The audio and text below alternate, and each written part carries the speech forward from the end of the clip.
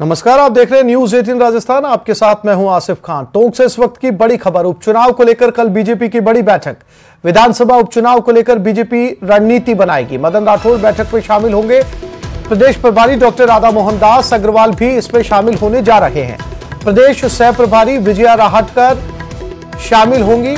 सुबह 11 बजे से शाम 7 बजे तक 4 सत्रों में इस बैठक में चर्चा होगी। 6 विधानसभा सीटों पर उपचुनाव जीतने पर यह चर्चा की जाएगी। टिकट दावेदार भी बड़ी संख्या में बैठक में शामिल होंगे। बूथ को मजबूत करने को लेकर कार्यकर्ताओं को मंत्र देंगे।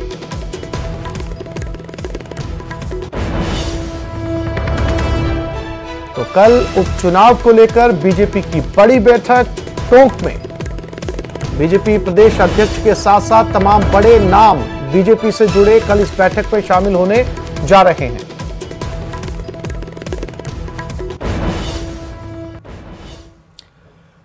मुख्यमंत्री भजनलाल शर्मा ने अपने विधानसभा क्षेत्र सांगानेर में राजकीय वरिष्ठ उपाध्याय संस्कृत विद्यालय में दानदाताओं द्वारा बनवाए गए 8 नए कक्षाओं का लोकार्पण किया। इस दौरान उन्होंने एक सभा को भी संबोधित किया। सीएम ने श्योपुर मंडल और सांगानेर मंडल के पदाधिकारियों और कार्यकर्ताओं को धन्यवाद देते हुए कहा, सांगानेर की जनता का प्यार मुझे हमेशा से मिला है।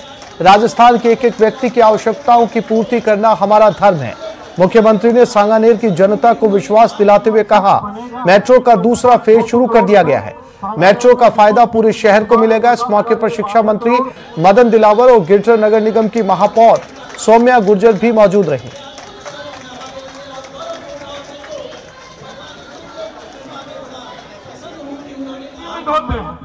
और वो देखते हैं जहां उनका प्रतिनिधि होता है सिर्फ वहां काम करते हैं।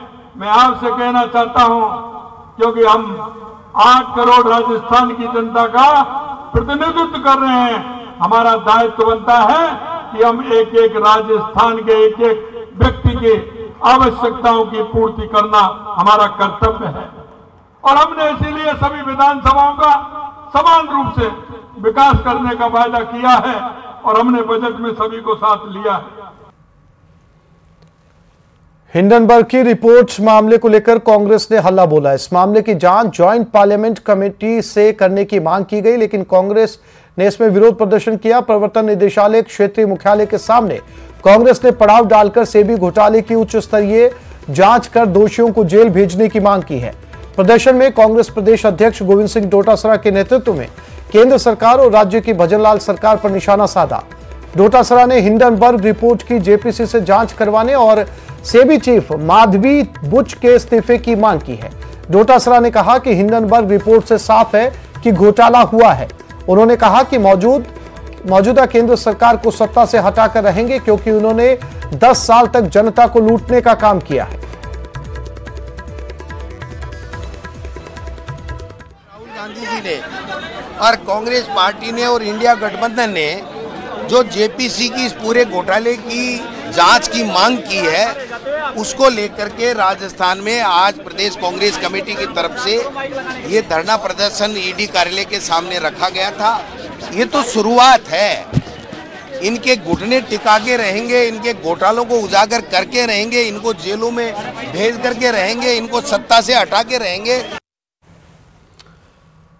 ईडी दफ्तर पर कांग्रेस के धरने को लेकर मुख्यमंत्री भजनलाल शर्मा ने कांग्रेस को आड़े हाथों लिया। मुख्यमंत्री भजनलाल शर्मा ने कांग्रेस पार्टी पर आरोप लगाते हुए कहा, कांग्रेस पार्टी ने इस देश को भ्रष्टाचार में धकेलने का काम किया है। कहना चाहता हूं, कांग्रेस ने इस देश को भ्रष्टाचार में धकेलने का काम किया है। कांग्रेस ने हमेशा जाति, धर्म और तुष्टीकरण की राजनीति की है, भ्रष्टाचार की राजनीति की है। लेकिन देश की जनता को यह बर्दाश्त नहीं है। मैं आपसे कहना चाहता हूं कि देश के अंदर हो या प्रदेश के अंदर हो, किसी तरह का भ्रष्टाचार स्वीकार नहीं होगा, चाहे वो कितना भी बड़ा व्यक्ति हो, क्योंकि हमेशा कांग्रेस भ्रष्टाचार और तुष्टीकरण के आधार पर राजनीति करती है। वो राजनीति अब चलने वाली नहीं है। मुख्यमंत्री भजनलाल शर्मा पर गोविंद सिंह डोटासरा की टिप्पणी के बाद मंत्री मदन दिलावर ने पलटवार किया। दिलावर ने कहा कि जब से कांग्रेस की सरकार गई है तब से डोटासरा उछल कूद कर रहे हैं। कांग्रेस के प्रदेश अध्यक्ष गोविंद सिंह डोटासरा जी जब से कांग्रेस की सरकार गई है तब से उछल कूद कर रहे हैं। ये वो दिन भूल गए जब मुख्यमंत्री जी ने, तत्कालीन मुख्यमंत्री अशोक गहलोत जी ने ये प्रदेश के सम्मानित शिक्षकों से पूछा कि तबादलों में, शिक्षा विभाग में नोट तो नहीं चल रहे, तो सबने एक स्वर में कहा जोर से चल रहे हैं, यानी गोविंद सिंह डोटासरा जी को इनडायरेक्ट में भ्रष्ट कहा। और ऐसे भ्रष्ट लोग अब बहुत उछल कूद कर रहे हैं।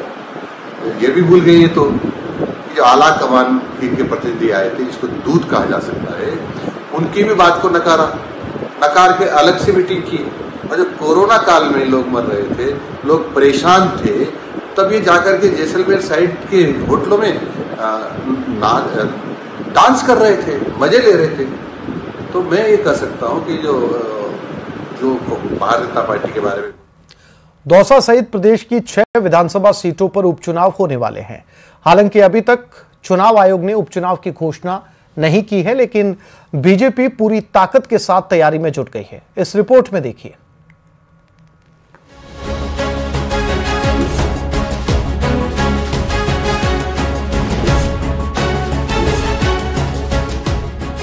रह न जाए कोई कोर कसर, दिग्गजों ने कसी कमर, बीजेपी प्रदेश अध्यक्ष ने भरी हुंकार, 6 सीटों पर जीत होगी जोरदार।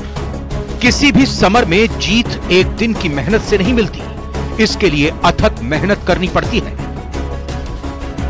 जमीन पर उतरकर पसीना बहाना पड़ता है। तस्वीरें दौसा की हैं। दौसा समेत प्रदेश की 6 विधानसभा सीटों पर उपचुनाव होने वाले हैं। हालांकि अभी तक उपचुनाव की घोषणा नहीं हुई है, लेकिन बीजेपी पूरी ताकत के साथ चुनावी समर में जुट गई है। उपचुनाव को देखते हुए गुरुवार को बीजेपी ने संगठनात्मक बैठक का आयोजन किया, जिसमें पार्टी के राष्ट्रीय महामंत्री और प्रदेश प्रभारी राधा मोहन दास अग्रवाल, प्रदेश अध्यक्ष मदन राठौर, सांसद और सह प्रभारी विजया राहटकर पहुंची। इस दौरान दिग्गजों ने कार्यकर्ताओं को जीत का मंत्र दिया। चेहरे पर चिर परिचित मुस्कान के साथ प्रदेश अध्यक्ष ने जीत की हुंकार भरी। अरे अब जीतेंगे, अब जीतेंगे। क्या प्लानिंग है? प्लानिंग क्या है? प्लानिंग क्या है? प्लानिंग ये है, राजस्थान सरकार के बजट, केंद्र सरकार के बजट को हमारा कार्यकर्ता घर घर तक लेके जाएगा। मदन राठौर ने संविधान और आरक्षण के प्रति अपनी पार्टी की प्रतिबद्धता एक बार फिर दोहराई। पिछली कांग्रेस की सरकार ने, जो कांग्रेस के नेताओं ने जो गलतफहमियां पैदा की थी, हम उनको मिटाएंगे। न हम आरक्षण के साथ छेड़खानी करने वाले हैं, न हम कोई संविधान से छेड़खानी करने वाले हैं, न हम समाज को तोड़ने देंगे। हम समाज को एक करेंगे, चुनाव जीतेंगे। बैठक में कार्यकर्ताओं के साथ दौसा सीट को लेकर चर्चा की गई। साथ ही इस बात पर भी चर्चा हुई कि इस सीट पर किसे टिकट दिया जाए। टिकट के दावेदारों में कैबिनेट मंत्री किरोड़ीलाल मीणा के भाई जगमोहन मीणा, पूर्व विधायक नंदलाल बंसीवाल और पूर्व विधायक शंकर शर्मा के नाम की चर्चा है। गौरतलब है कि प्रदेश में खींवसर, चौरासी, झुंझुनू, दौसा, देवली और सलूंबर सीट पर उपचुनाव होना है। सलूंबर सीट से विधायक रहे अमृतलाल मीणा का 8 अगस्त को हार्ट अटैक से निधन हो गया था। वहीं बाकी 5 सीटों से विधायकों ने लोकसभा चुनाव में जीत हासिल की और अपने अपने पद से इस्तीफा दे दिया। न्यूज़ 18 राजस्थान के लिए दौसा से आशीष शर्मा की रिपोर्ट।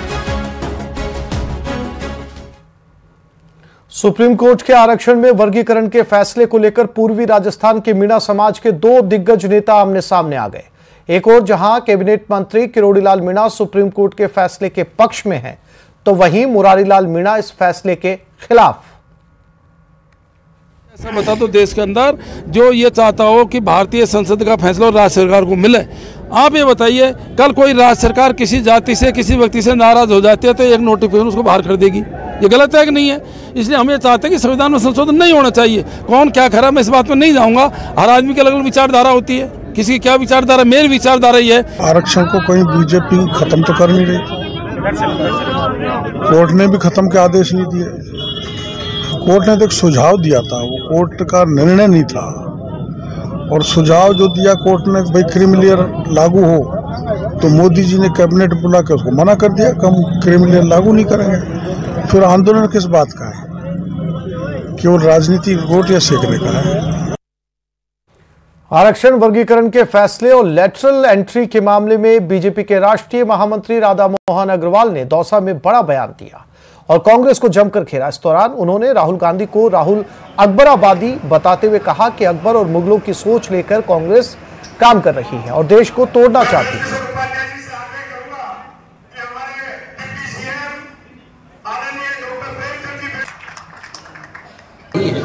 65 साल इस देश में सत्ता में रहे, अनुसूचित समाज को गालियाँ देते रहे, कभी उनके लिए उन्होंने आरक्षण नहीं दिया, कभी उन्होंने काका काले नहीं बनाया,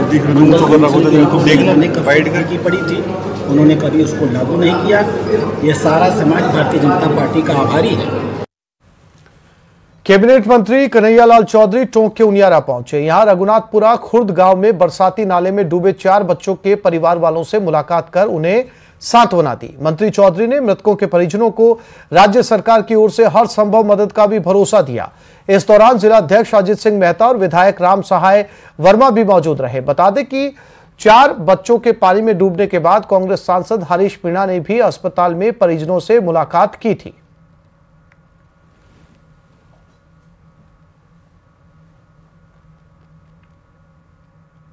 देखो, हमारे यशस्वी मुख्यमंत्री भजन लाल जी ने जिस तरह से संवेदनशील है वो हर किसी चीज़ के लिए।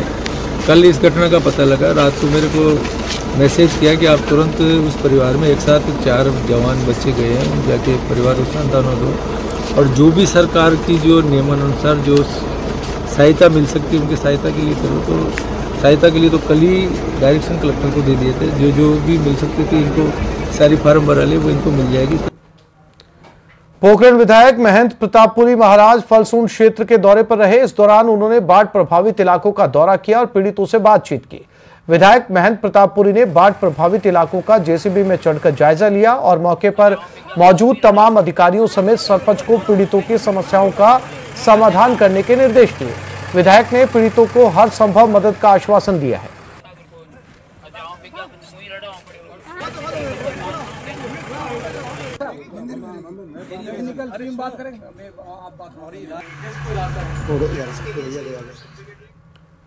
धौलपुर शहर के बाड़ी रोड स्थित निजी राधा रानी अस्पताल पर जिला प्रशासन ने छापेमार कार्रवाई की। एसडीएम साधना शर्मा के नेतृत्व में प्रशासन और चिकित्सा विभाग की टीम अस्पताल को सीज करने की कार्रवाई में जुटी है। राधा रानी अस्पताल में कुछ दिन पूर्व एक प्रसूता की मौत होने से परिजनों ने प्रदर्शन कर बवाल मचाया। परिजनों ने अस्पताल प्रशासन पर लापरवाही बरतने का आरोप लगाया था। मामले को लेकर जांच टीम गठित की गई। इसको लेकर जिला कलेक्टर के आदेश पर प्रशासन चिकित्सा प्रशासन के द्वारा सीज की कार्रवाई की जा रही है। निजी अस्पताल राधा रानी में भर्ती मरीजों को सरकारी अस्पताल में शिफ्ट किया गया।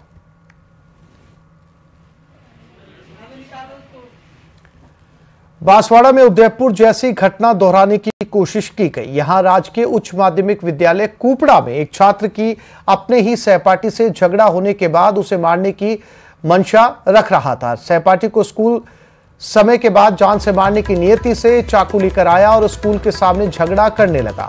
हालांकि इसकी जानकारी मिलते ही प्रधानाचार्य तुरंत मुस्तैदी दिखाई और दूसरे शिक्षकों और छात्रों की सहायता से आरोपी छात्र पर काबू पाया और पुलिस के सुपुर्द कर दिया।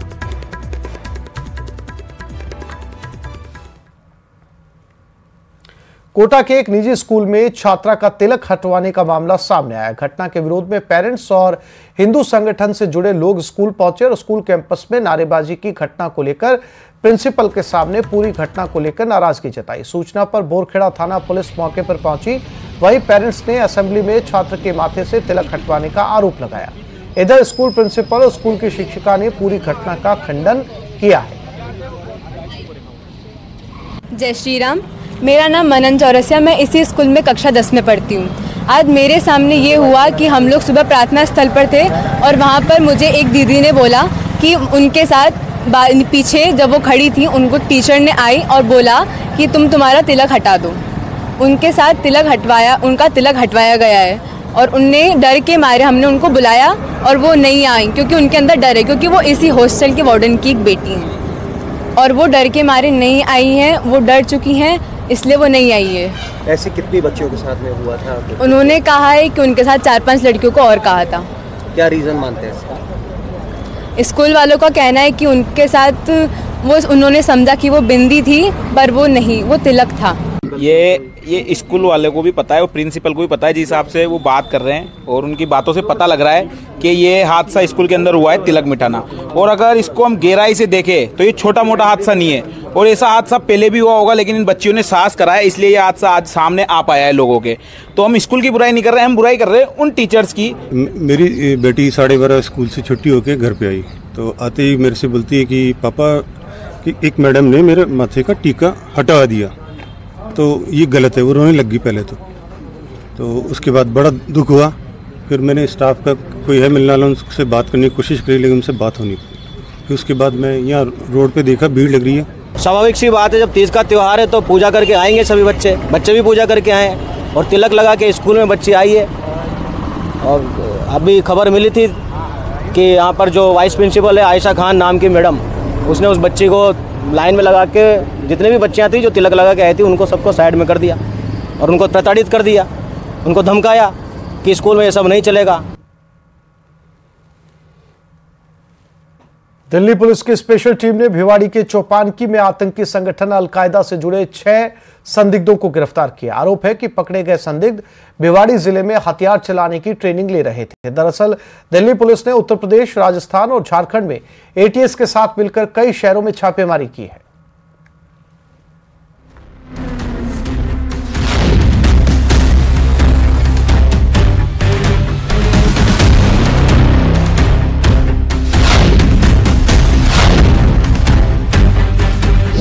अलकायदा से कनेक्शन मामले में एक्शन। आतंकी मॉड्यूल को लेकर 15 ठिकानों पर रेड। दिल्ली पुलिस की स्पेशल सेल और एटीएस की कार्रवाई।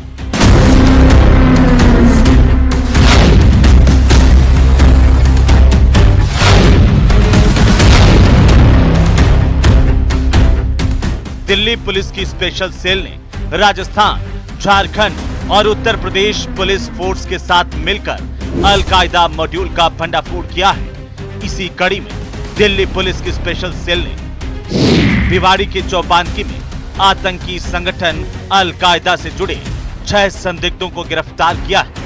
आरोप है कि पकड़े गए संदिग्ध भिवाड़ी जिले में हथियार चलाने की ट्रेनिंग ले रहे थे।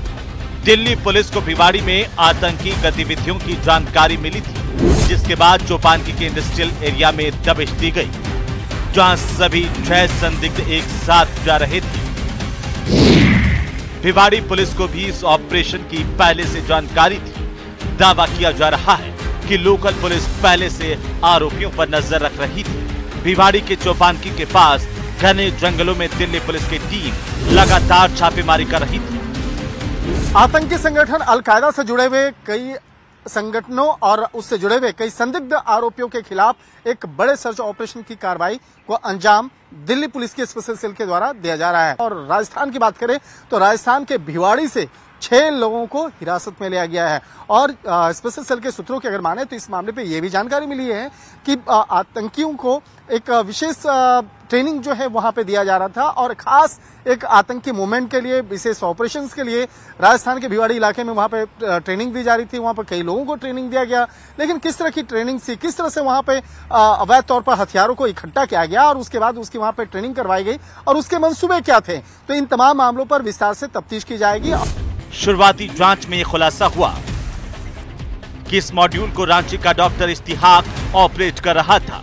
सूत्रों की माने तो उसके मंसूबे देश के अलग अलग हिस्सों में आतंकवादी गतिविधियों को अंजाम देने के थे, और यही वजह है कि मॉड्यूल के सदस्यों को अलग अलग जगहों पर हथियार चलाने की ट्रेनिंग भी दी गई। भिवाड़ी से गिरफ्तार 6 संदिग्धों के तार रांची के डॉक्टर इस्तिहाक से जुड़े बताए जा रहे हैं। संदिग्ध लोग हैं, उनके द्वारा जो ठिकाने बताए गए थे वहां पर सर्च ऑपरेशन चलाया गया। करीब 7 घंटे तक सर्च ऑपरेशन चला और उसके बाद पुलिस के द्वारा जो हथियार बरामद किए गए हैं और अन्य जो जानकारी है उनको एकत्रित करने के बाद दिल्ली की स्पेशल पुलिस की जो टीम है वो लेकर के उन आरोपियों को लेकर के दिल्ली के लिए रवाना हो गई है। राजस्थान, झारखंड और उत्तर प्रदेश से कुल मिलाकर 14 संदिग्धों को पकड़ा गया है। माना जा रहा है कि आने वाले वक्त में कुछ और गिरफ्तारियां भी हो सकती हैं। दिल्ली में 2015 में 3 आतंकियों की गिरफ्तारी के बाद अल-कायदा इंडियन सब कॉन्टिनेंट की भारत में मौजूदगी का पहली बार पता चला था।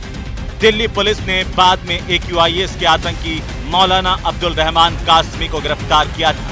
जो 6 आरोपी हैं जिनको हिरासत में लिया गया है, उससे इस मामले में पूछताछ की जाएगी। यह ऑपरेशन जरूर दिल्ली पुलिस के स्पेशल सेल के साथ में जिस तरह से केंद्रीय खुफिया एजेंसी की जो टीम है उस एक ज्वाइंट तौर पर अंजाम दिया गया है, लेकिन इस मामले में यह भी जानकारी मिल रही है कि आने वाले दिनों में इस मामले पर दिल्ली पुलिस के स्पेशल सेल के द्वारा कुछ बड़े खुलासे किए जा सकते हैं।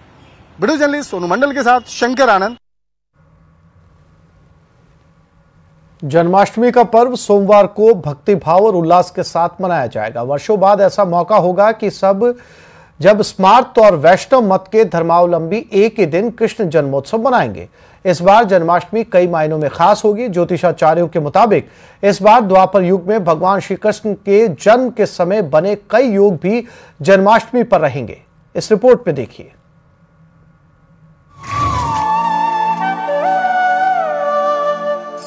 26 अगस्त को मनेगा जन्माष्टमी का त्योहार। कान्हा ला रहे आशा और विश्वास का उपहार। घर घर जलेंगे दीप, चारों तरफ फैलेगा उजियारा।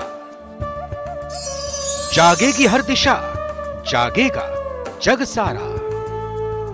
दुख भंजन करुणा निधान श्री कृष्ण आ रहे हैं। उनके पदचाप की आहट से दुख और कलेश आहत हैं। प्रसन्नता मुस्कुरा रही है, खुशियां खिलखिला रही हैं। ज्योतिषाचार्य दिनेश शास्त्री के मुताबिक इस बार जन्माष्टमी पर बेहद शुभ संयोग बन रहा है। द्वापर में इसी योग में हुआ था श्री कृष्ण का जन्म। इस बार जन्माष्टमी का पर्व 26 अगस्त को मनाया जाएगा। इस बार के बने शुभ योग में व्रत रखने से भक्तों को व्रत का 4 गुना अधिक फल मिलने वाला है। श्रीमद् भागवत, गर्ग संहिता, मार्कंडेय पुराण इत्यादि में भगवान श्री कृष्ण के जन्म का जो समय शास्त्र में वर्णित है वह है भाद्रपद कृष्ण अष्टमी रोहिणी नक्षत्र मध्य रात्रि। इस समय कुछ मंदिरों में रात के 12 बजे भगवान श्री कृष्ण का जन्म मना दिया जाता है, लेकिन शास्त्र कहता है भगवान का जन्म मध्य रात्रि को हुआ है। इस बार भी 26 अगस्त को यह मध्य रात्रि 12:28 पे आ रही है, इसलिए भगवान का जन्म 12:28 पे मनाना चाहिए। अब कान्हा के पूजा अर्चन की विधि समझ लीजिए। जन्माष्टमी पर भगवान श्री कृष्ण के बाल स्वरूप की पूजा भगवान लड्डू गोपाल के रूप में की जाती है। एक चौकी पर साफ कपड़ा बिछाएं और लड्डू गोपाल को स्थापित करें। पूजा की थाली में जल, कुमकुम, चंदन, धूप, आरती का दीपक और फूल रखें। भोग की थाली तैयार करें। भोग में पंचामृत, पंजीरी, नारियल की मिठाई, फल या इच्छानुसार कोई भी भोग रखें। श्री कृष्ण के जन्म के बाद सबसे पहले लड्डू गोपाल को स्नान कराएं। सबसे पहले दूध, दही, घी, शहद, शर्करा से स्नान कराएं। गंगा जल से भगवान का अभिषेक करें। लड्डू गोपाल को माथे पर चंदन लगाएं और नए वस्त्र धारण कराएं। मुकुट और बांसुरी लगाकर आरती करें। जन्माष्टमी पर इस श्लोक का पाठ करें। वसुदेव सूतम देवम कंस चाणूर मर्दनम देवकी परमानंदम कृष्णम वंदे जगत गुरु। जन्माष्टमी पर्व को मनाने के लिए अगर घर में भगवान बाल गोपाल की प्रतिमा मतलब लड्डू गोपाल भगवान की प्रतिमाएं आपके पास हो तो उनका पंचामृत से अभिषेक करना चाहिए। जो बालक को पदार्थ चुभे नहीं, दूध, दही इत्यादि पदार्थों से लड्डू गोपाल भगवान का अभिषेक आदि करके उनको नए वस्त्र धारण कराने चाहिए, श्रृंगार करना चाहिए, मुरली धारण करानी चाहिए, मुकुट धारण कराना चाहिए, मोरपंख धारण कराना चाहिए। जो जो वस्तुएं भगवान श्री कृष्ण को शास्त्र में प्रिय बताइए उन सभी वस्तुओं को भगवान लड्डू गोपाल के समर्पित करना चाहिए। भक्तों में अपने उल्लास को बांटने के लिए प्रसाद वितरण करना चाहिए, पंजीरी का प्रसाद लगाना चाहिए। 12 बजे तक अभिषेक आदि संपूर्ण निवृत्त करके भगवान की स्तुति मध्य रात्रि में बिल्कुल करनी चाहिए, क्योंकि भगवान के प्रकट होते देवता भी स्तुति करते हैं। अतः जब भगवान का जन्म मध्य रात्रि में हो जाए तो भगवान की आरती करनी चाहिए। भगवान के श्लोक बोलने चाहिए, वसुदेव देवकी के पुत्र को प्रणाम करना चाहिए, श्लोक बोलना चाहिए, वसुदेव सुतम देवम कंस चाणूर मर्दनम देवकी परमानंदम कृष्णम वंदे जगद्गुरुम। इस बार संयोग ऐसा बन रहा है कि साधु, सन्यासी और गृहस्थ सभी एक ही दिन भगवान कृष्ण की उपासना कर पाएंगे। मान्यता है कि श्री कृष्ण जन्माष्टमी का व्रत और जन्मोत्सव मनाने वाले श्रद्धालुओं के 3 जन्मों के पाप समूल नष्ट हो जाते हैं। न्यूज़ 18 राजस्थान के लिए जयपुर से महिमा जैन की रिपोर्ट।